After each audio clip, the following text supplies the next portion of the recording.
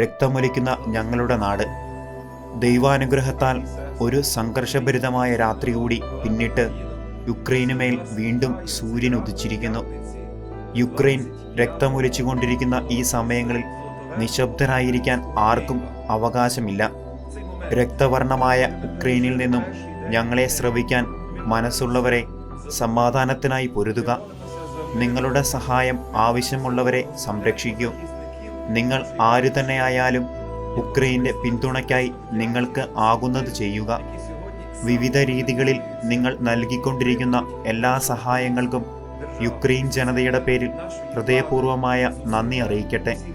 Francis പാപ്പയുടെ എല്ലാവിധ പിന്തുണയ്ക്കും അന്താരാഷ്ട്ര ഇടപെടലുകൾക്കും വ്യക്തിപരമായ പ്രോത്സാഹനങ്ങൾക്കും ഒരുപാട് നന്ദി. നിശബ്ദത പാലിക്കരുതേ. നിങ്ങളുടെ ഐക്യദാർഢ്യമറിയിച്ച് സ്വരമുയർത്തുക. യുദ്ധത്തിൽ മരണപ്പെട്ടവർ ദൈവസന്നിധിയിൽ സ്വീകരിക്കപ്പെടുവാൻ പ്രാർത്ഥിക്കുക.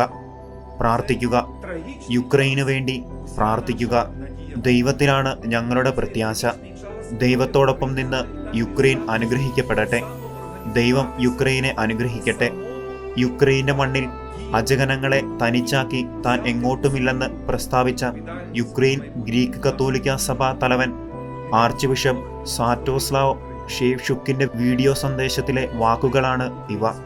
ആർച്ച് ബിഷപ്പിൻ്റെ റോമിലെ സെക്രട്ടേറിയറ്റാണ് വീഡിയോയുടെ വിവരങ്ങൾ പുറത്തുവിട്ടത്. ഈ ഇടയൻ്റെ വാക്കുകൾ ഏറ്റെടുത്ത് യുക്രൈനെ ദൈവകരങ്ങളിൽ സമർപ്പിച്ച് നമുക്ക് പ്രാർത്ഥിക്കാം. യുദ്ധം അവസാനിക്കട്ടെ. സമാധാനം സംജാതമാകട്ടെ.